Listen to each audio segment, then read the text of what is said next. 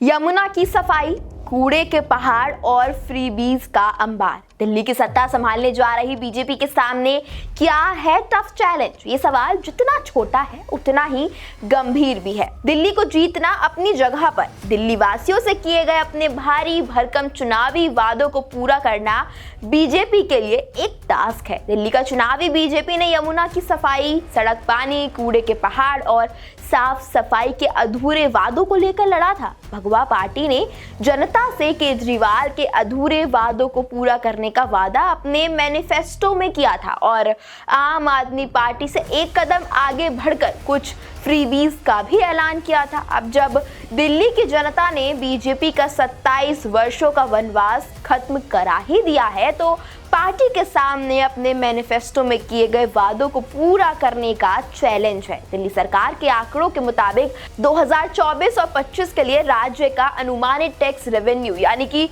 Tax से होने वाली आय 58,750 करोड़ रुपए की है, जबकि कुल बजट 76,000 करोड़ रुपए का है। दिल्ली का एजुकेशन बजट 16,396 करोड़ रुपए यानी कुल बजट का 22% है। इसके बाद आवास, शहरी विकास, स्वास्थ्य देखभाल, परिवहन और सामाजिक कल्याण के कार्यक्रमों और योजनाओं पर होने वाले एक्सपेंसेस शामिल हैं।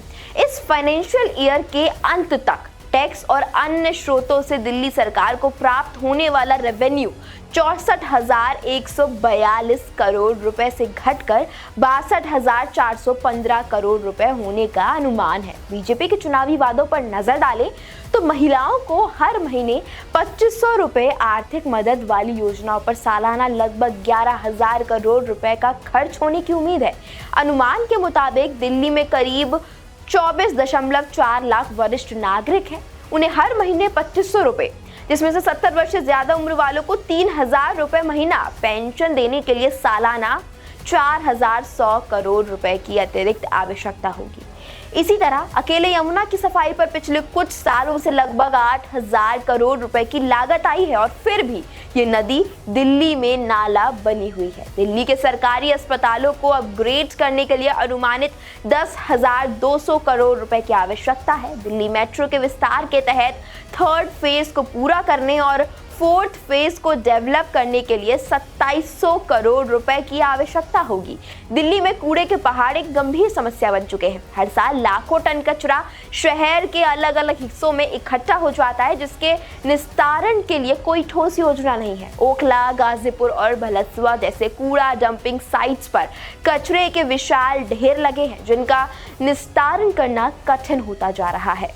ये कूड़े के पहाड़ न केवल प्रदूषण बढ़ाते हैं बल्कि पर्यावरण को भी नुकसान पहुंचा रहे हैं। बीजेपी को इन कूड़े के पहाड़ों को हटाने और कचरे से निस्तारण के लिए स्थायी और प्रभावी योजना तैयार करनी होगी। दिल्ली में फ्रीबीज की राजनीति ने एक नया मोड़ लिया है। मुफ्त बिजली, मुफ्त पानी, मुफ्त राशन, मुफ्त यात्रा जैसे वादों ने आम आदमी पार्टी को सत्ता में लाने में एक महत्वपूर्ण भूमिका निभाई थी। हालांकि ये मुफ्त योजनाएं लोगों को आकर्षित करती हैं, लेकिन इसके साथ ही इन योजनाओं का वित्तीय बोझ भी बढ़ता है। बीजेपी को सत्ता में आने के बाद इन योजनाओं को कंपैटिबल और मोर स्टेबल बनाने की जरूरत होगी। वैसे बीजेपी की तरफ से नमामि गंगे योजना भी लागू की गई थी, पर क्या सही में मां गंगा को मोदी सरकार साफ कर पाई है? 2024 के लोकसभा चुनाव में नमामि गंगे कोई मुद्दा ही नहीं था। ना केंद्र सरकार ने इसे अपनी उपलब्धि के तौर पर दिखाया, ना ही विपक्ष ने केंद्र को घेरने का काम किया।